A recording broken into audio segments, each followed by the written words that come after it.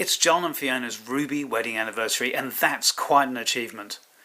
We wanted to celebrate, but we wanted to do more than that, to really understand just how this partnership works.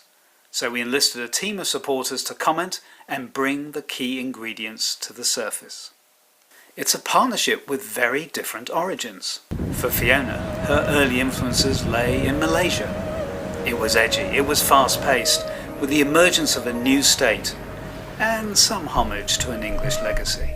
It was also a location for a new breed of reality TV star. For John, it was different.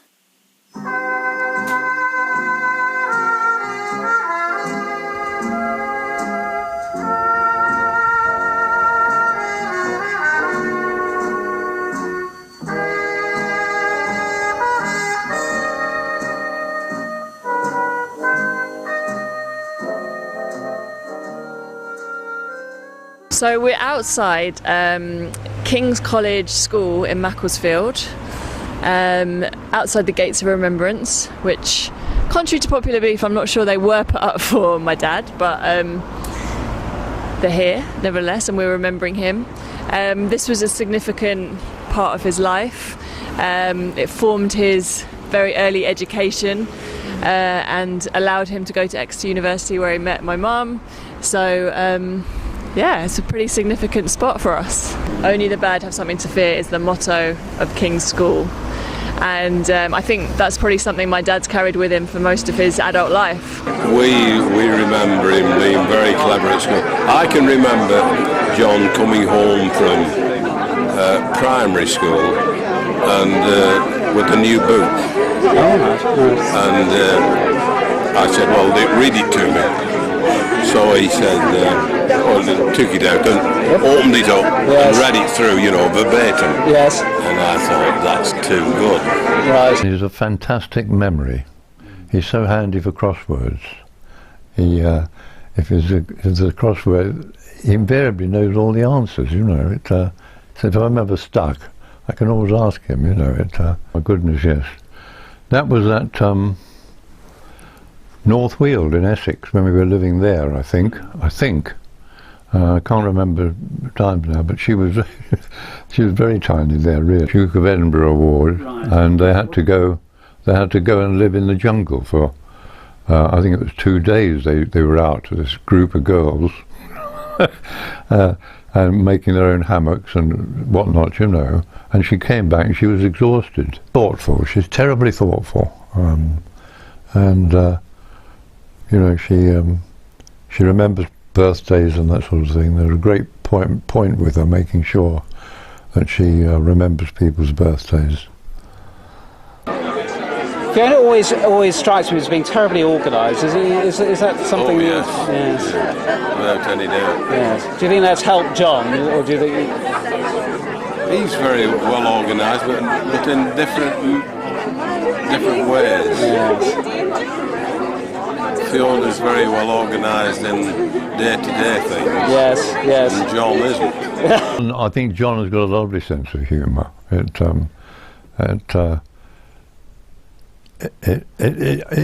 connects with me because I love humour. I think it's great stuff, and he's very quick-witted on the humour lines. Graduation one. Did you go down to the graduation? Yes, I did, and it was lovely because Sue and Maggie, yeah. all there because they were sharing accommodation, and it was a lovely day, a very good day. And she was going out with John at that stage? Yes, she was. Yeah. And did you know how serious it was at that stage? No, I don't think I did. You were a bit surprised. Why were you surprised? Because he had such long hair. It was lovely. It was very wavy and curly, but it was on his shoulders. Yes. Well, did that concern you a bit? A little bit. A bit of a hippie, was he? There we are. Not really. Did you fear for the safety of Fiona at this stage? Well, I told you that Gordon thought John had stolen his pastry maker. Well, they were in my Rita's brother's Rolls Royce. He had a Rolls at the time, and he offered it to them for the wedding, you know, and he drove them. But it was very impressive. And they went off on their honeymoon. She had a little Triumph Herald, and I can still see them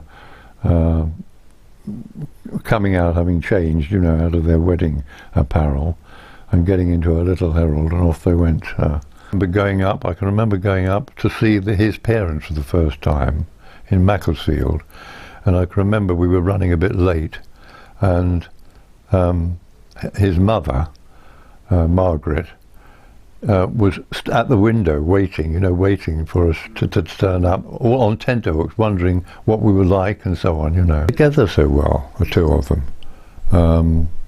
They all seem to get on very well, and I particularly feel very grateful that I've got such a caring family.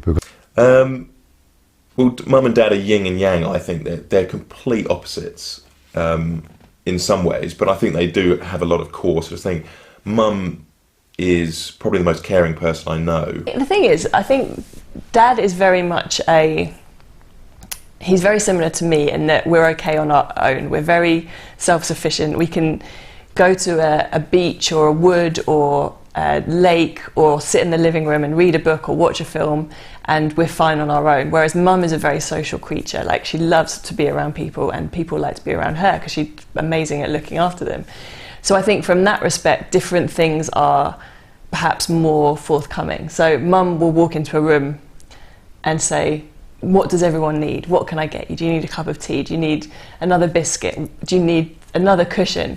Whereas Dad will walk in the room and think, oh, I'm going to chat to this person over here, or there's not the same, which are both very equal skills. We always need people to entertain. But there's different thought processes. With Mum, if it's anything to do with care or sort of emotional stuff, I mean, I remember cutting my finger really badly when I was quite young. I mean, it must have been 6 or 7, really badly actually. I think I'd seen Bex or Dad cutting an apple with a knife, and it slipped and it cut quite deep into my hand, and I was obviously very upset. And when you go to your parent, you want them to reassure you everything's okay and calm you down and just say, look, we'll just clean it up and bandage it or whatever, put a plaster on it.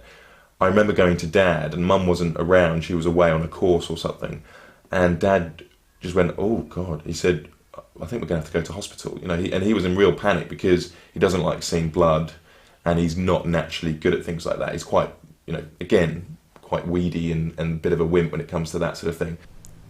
She's super organised. I mean, she looks after Gordon and Derek, and she makes time for Finley and wants to spend as much time with him, and still manages to look after me and Dunks still and check in on us.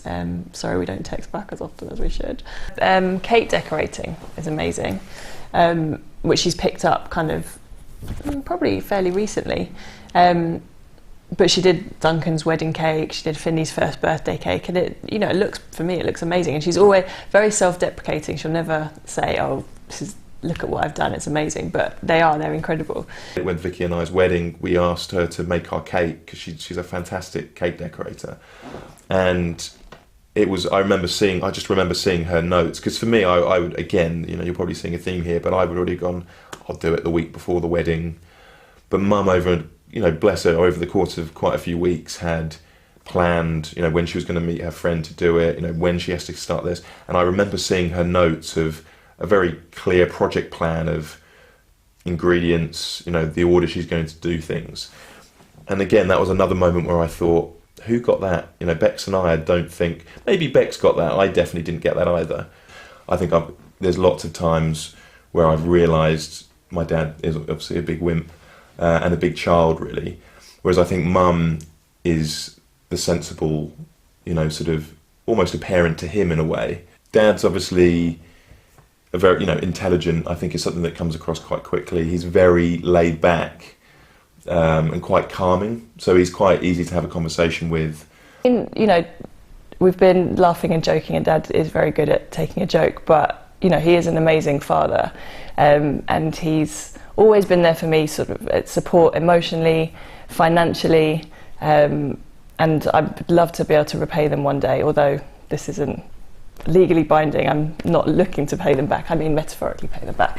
And I remember one time must have been about 16 years old, I think, because I don't think I was old enough to be in a nightclub, but I found myself in a nightclub in Cambridge, and something had happened. I think someone within the club, no one to do with me, had a drugs overdose, and it had all kicked off. The police had arrived, the ambulance had arrived, and it had all gone.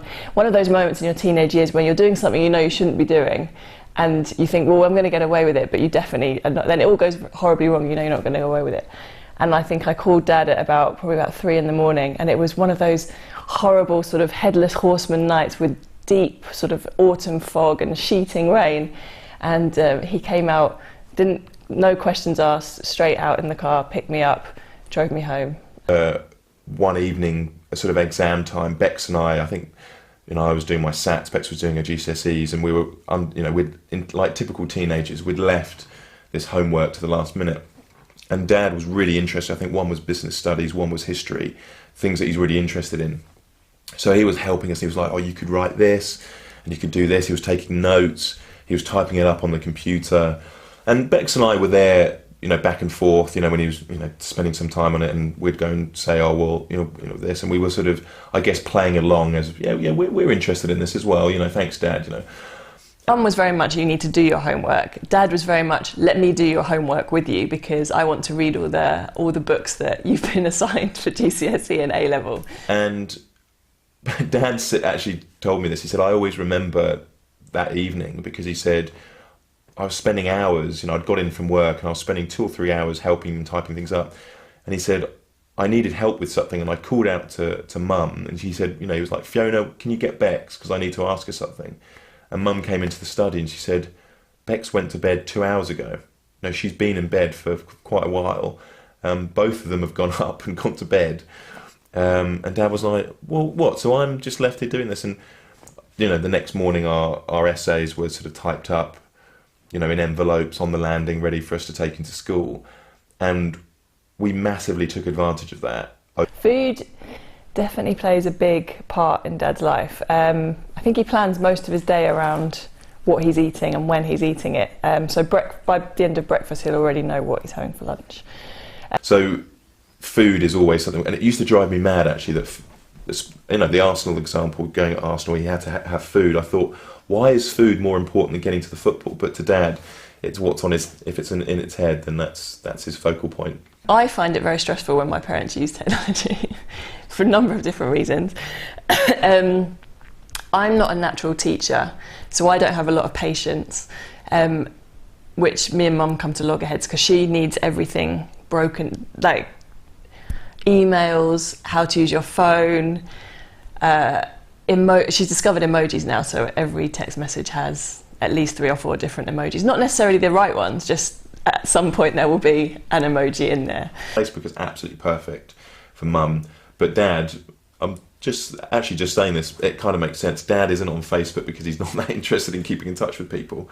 Twitter, great, I get to see what's going on, but keeping in touch with people, why would you do it? I've got Simon, I've got my boyfriend Simon. What else do I need? So that makes perfect sense. I must have been about 12 years old, and we went skiing in Maine. And obviously being fairly young, we picked up skiing very quickly and really enjoyed it. And Mum had skied as a youngster, so she kind of had a back catalogue or a history of skiing. And it didn't take her too long to get back to the basics and enjoy the slopes. Dad didn't pick it up quite so quickly. I suppose 40 odd is not the optimum age to learn how to ski. Your centre of gravity is fairly unstable at that point. So on the last day, I said I'd really like to take you because I was quite excited and I was doing okay with it. So I said, can I take you up to one of the peaks and let's just go down together and I'll try and teach you and we'll make our way. So as we were going up the chairlift, chatting away, suddenly these storm clouds come out of nowhere. And it may have been exaggerated to my brain, but I've talked to Dad about it not that long ago, and it was really big snowstorm and thunder and lightning out of nowhere. and people were yelling, instructors, get off the mountain as quickly as you can. So people, just as we were getting up and we got off the ski lift, literally everyone dispersed, and I went over to a guy and said, how can we get down? My dad's not a very good skier. And he said, just get down as quickly as you can. And off he went. And left my dad and I, 1 week's experience of skiing by ourselves at the top of this peak. And it was quite scary, especially for, a 12-year-old, because it was snowstorm and everything. But it was the first time I realised that, you put your dad on a pedestal, I think, when you're a kid, that he's indestructible and he's a hero. I think it's the first time I realised that wasn't the case with Dad, because we would be skiing down and I was keeping calm because I thought we just need to get down, and literally at the end of every turn on the slope he would fall to the ground, and I always remember him looking up at me with his glasses were all steamed up and he couldn't see, and I had to try and his skis had come off and I had to try and lift him back onto a ski. And you know what Dad's like in these, sometimes, if he's a bit out of his comfort zone, he just was, he looked a little bit confused, and I just thought, this is how we're going to die. This is it. This is the end of us. I am very proud to call them my parents, and I'm very lucky. Like I say, they've got me through good times and they've got me through bad times. So, yeah, they're very good people, as I'm sure most people agree. It might well be the yin and yang effect, John and Fiona. Love, compassion, sense, and what is John? Yeah, I don't know. I do remember a few incidents where John has been tough. I'll say tough. Maybe scarring at moments as well. But yeah, tough. I remember him giving me beer at the age of 10. Or maybe even, no, I think I was 7. This was at La Rosière when we went skiing, and John bought a giraffe of beer, couldn't finish it, so decided to palm it off on me. And what's the consequence of that been for you? Alcoholism. Being in East Anglia, and we were at Michael Maloney's house. In fact, no, we weren't. We were maybe we were at Bill Nye's house, potentially. I think that's where we were, and we were walking around, and we went on a walk together, and everyone had brought a coat except for John, because John hadn't thought, obviously had made the mistake, innocent mistake, and then said, I can't believe I didn't bring a coat, even the idiots brought a coat, and then just looked at me.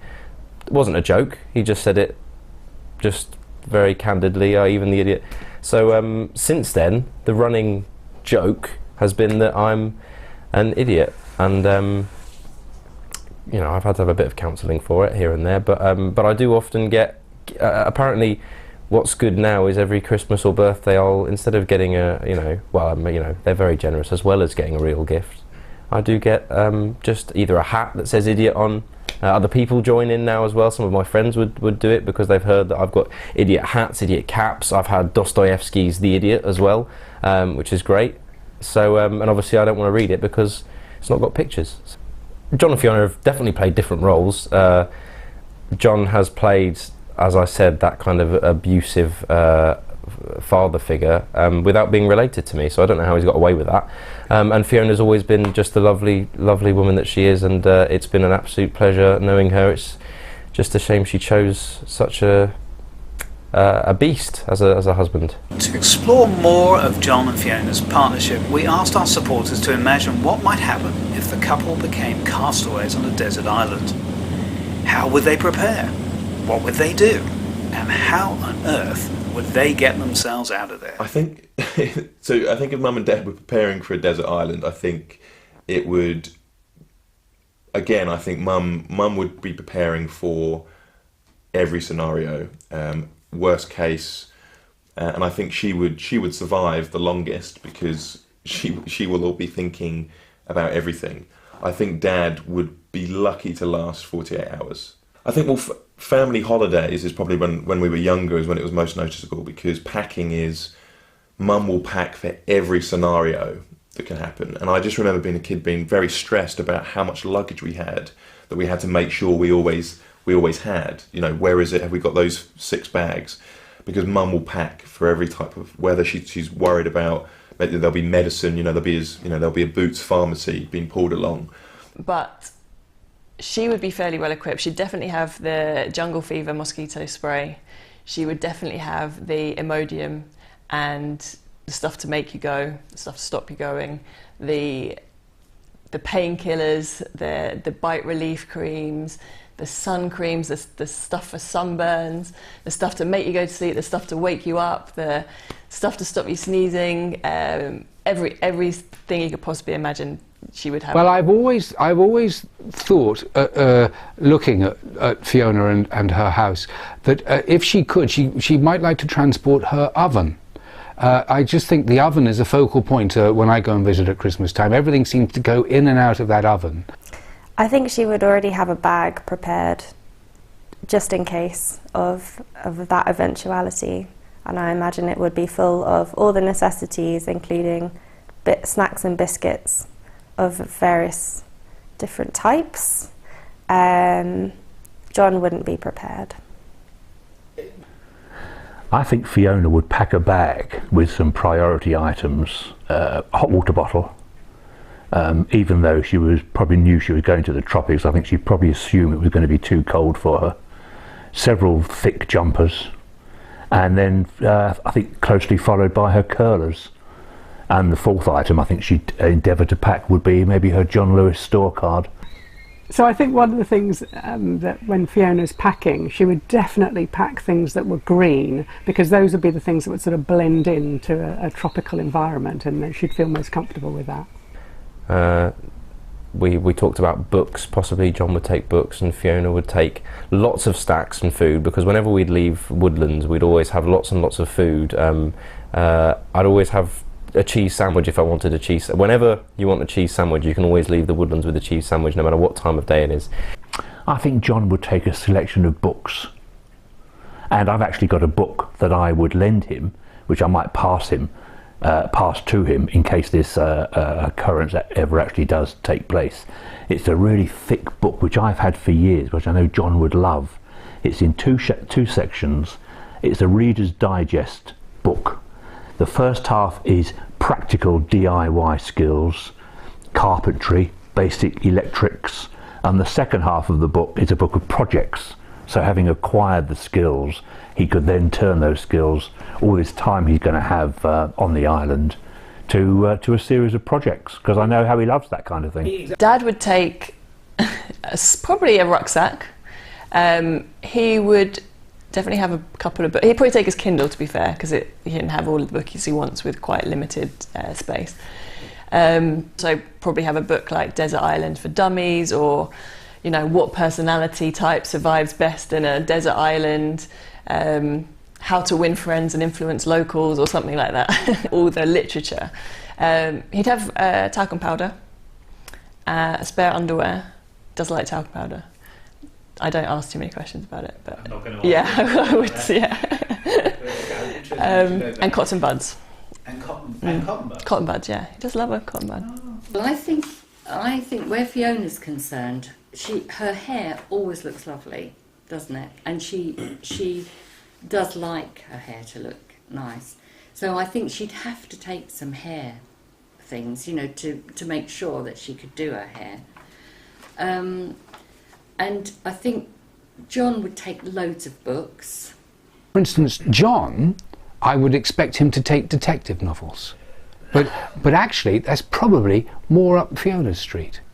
One of the things that John would definitely forget to take to the island would be a hat and suntan cream. And I know that Fiona would spend her time berating John for having forgotten those items. I also had some things to kind of the books I totally agree with, but also I think a solar-powered Kindle is exactly what he'd need.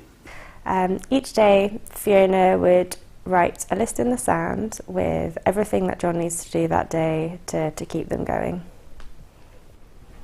I think Fiona would be off foraging for nuts and berries and looking for water, preferably a hot spring to fill her hot water bottle. That would be ideal.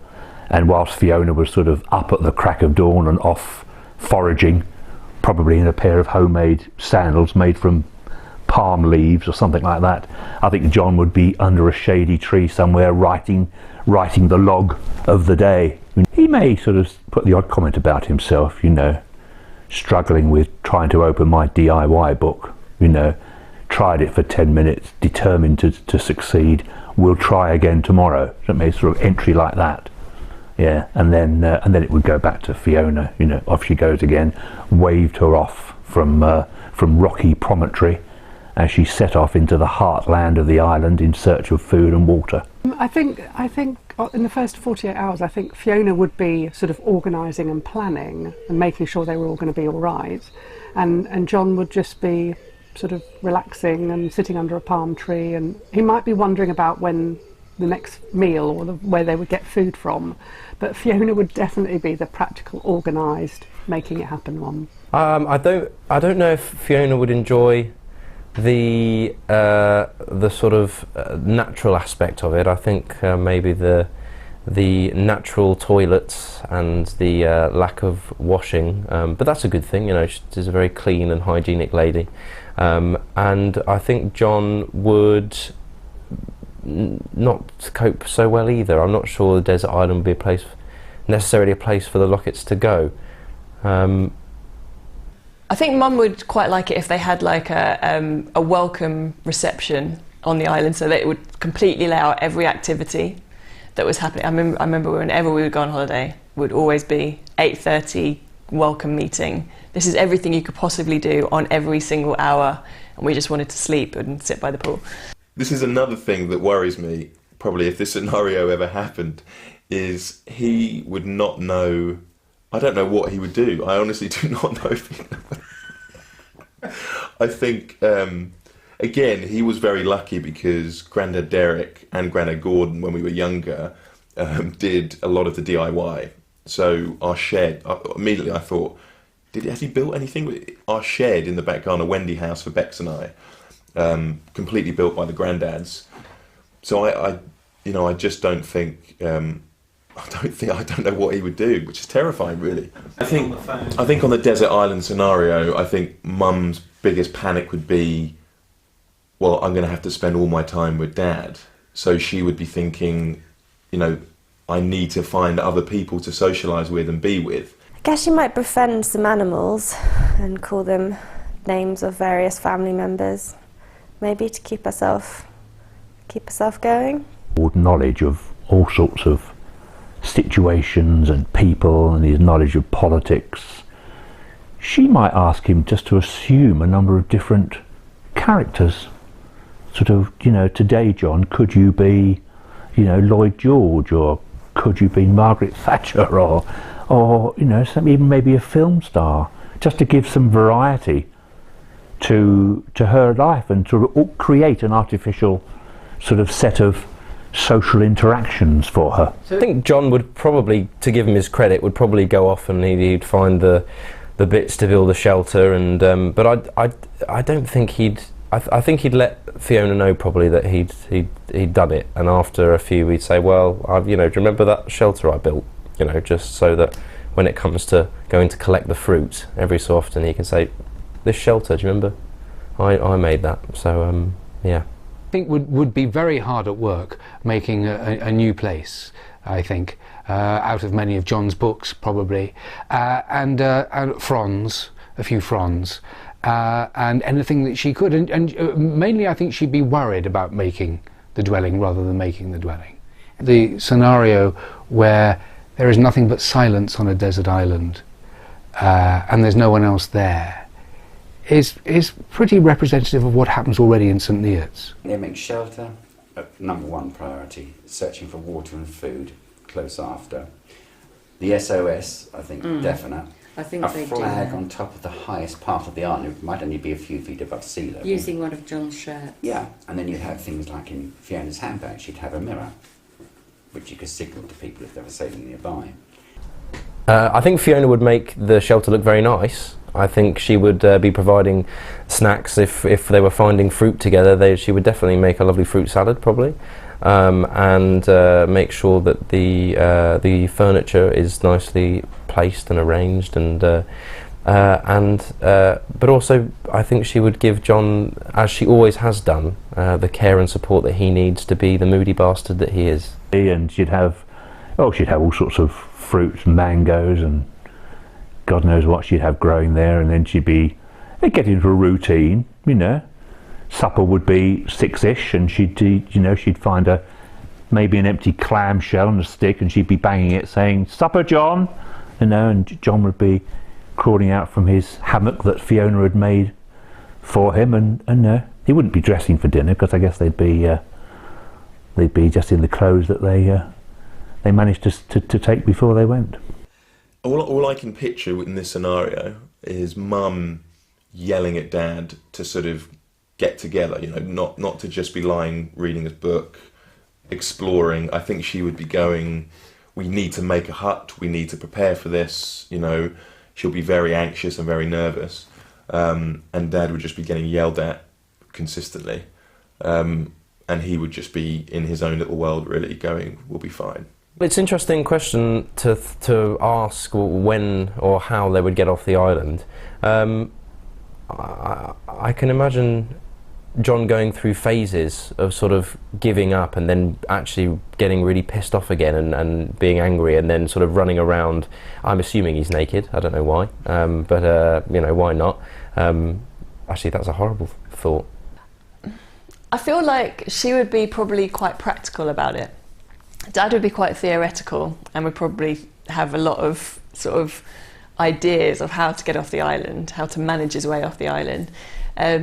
But I think Mum would probably, once they'd sort of freaked out and realised they were stuck on a desert island, she'd probably, I reckon she'd be quite good at it.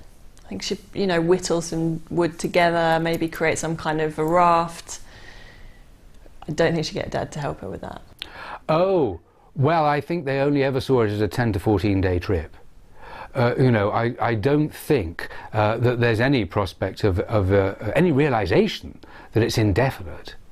Quite how they get off, I don't know. I'm sure eventually John would be compelled to burn some of his damp books and create some sort of smoke signal, and perhaps a liner would come by, or maybe it's just a given in their mind that Thomas Cook will arrive quite soon and take them off. So if they were going to make a film about this experience on a desert island, I think Nicole Kidman, definitely for Fiona. She's, I think she would encapsulate Fiona's qualities. And for John, who I would choose to be an actor to represent John, the obvious choice I think would be Steve Martin, because they look alike. He's humorous and funny, and but just in order to wind him up, I think I'm going to choose somebody like Nathan Lane.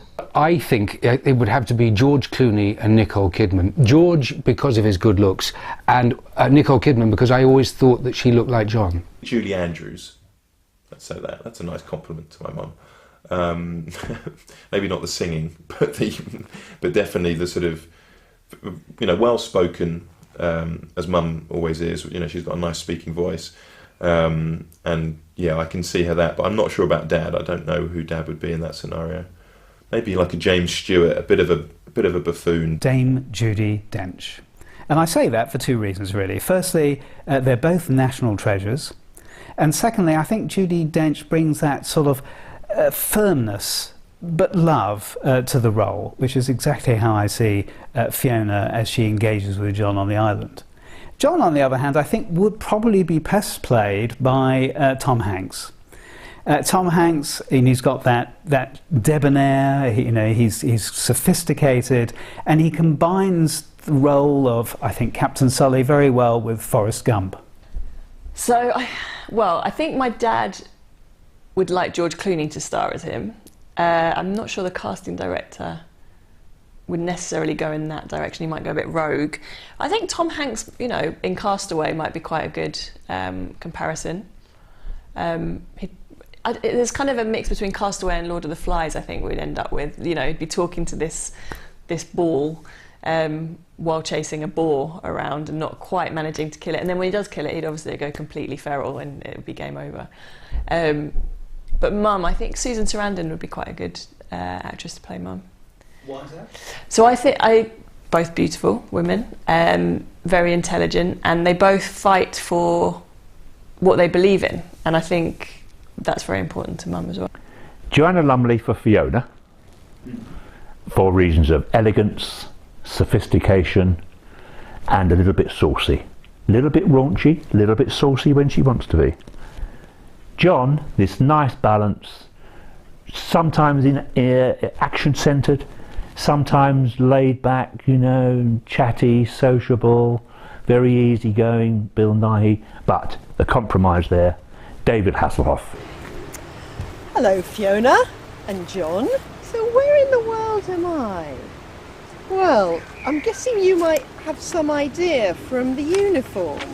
Yeah, I'm back in Sevenoaks, in Brabourne Vale Road at St Hilary's School. It's where we met, isn't it? Except the thing was we nearly didn't meet, did we? Because I know that you were nearly expelled on the first day because you were late attendance, because you didn't turn up. You were running late with your mum, and so you had to rush down to the station because the car wouldn't start to Knockholt.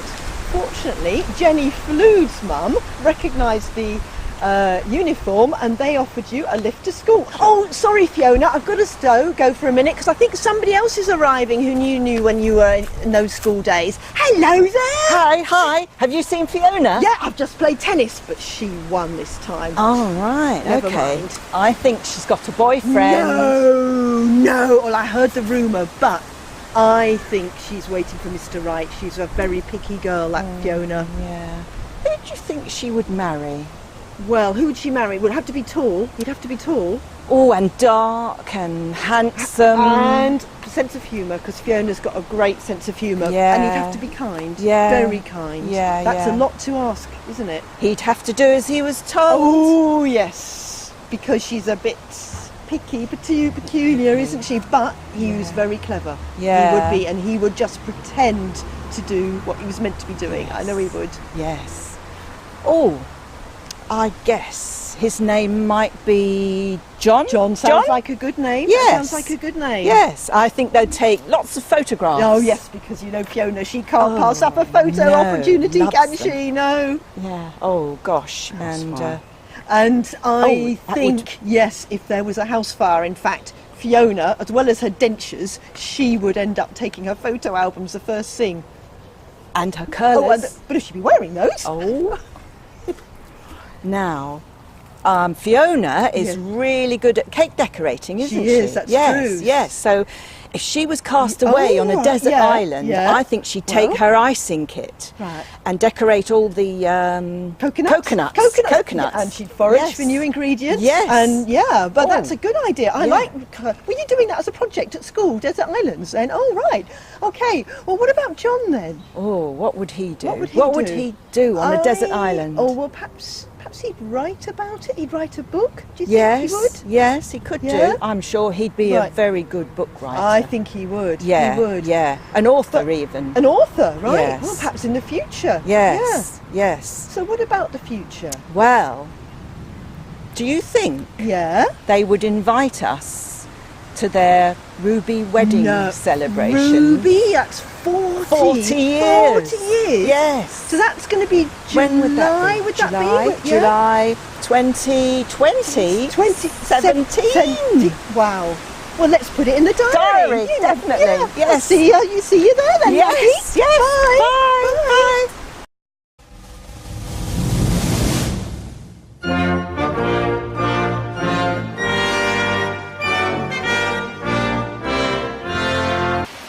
Hi Fiona and John, happy anniversary. It's hard to believe that many decades ago, over another body of water, the Adriatic, I met Fiona and her family when I was celebrating my 14th birthday in Yugoslavia. And here we are by the Puget Sound in the great state of Washington in the Pacific Northwest, overlooking a beautiful 4th of July weekend. Thank you, Great Britain.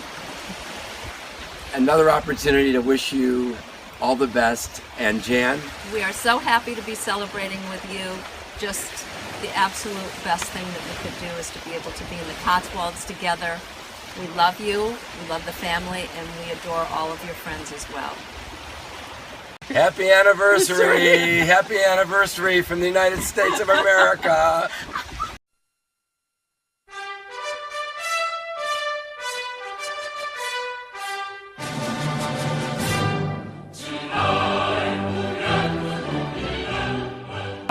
首先还是祝我们来自英国的 John 和 Fiona 结婚40周年快乐。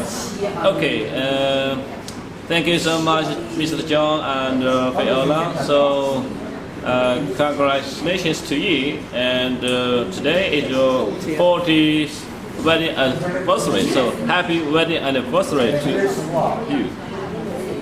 Wave to Grandma and Granddad. Could you wave? Hello. Oh, yes. More 80s. I'm thinking of you. More of the songs you love. This is Magic. Yes, indeed. Richard Allenson on Magic Drive Time. John, could I have that money back? I really feel the need for it now. Funny story of how I met John and Fiona, actually. We were at a petting zoo. It's where I worked at the time. They were with the Standishes. I don't believe Debbie was with them. It's definitely Simon and the kids, though. And basically, long story, but there was an altercation between me and a cockatoo, and Simon got in the middle of it. At least part of him did. Basically, we've stayed in touch ever since. Great couple. Love hanging out with him. Happy anniversary, guys.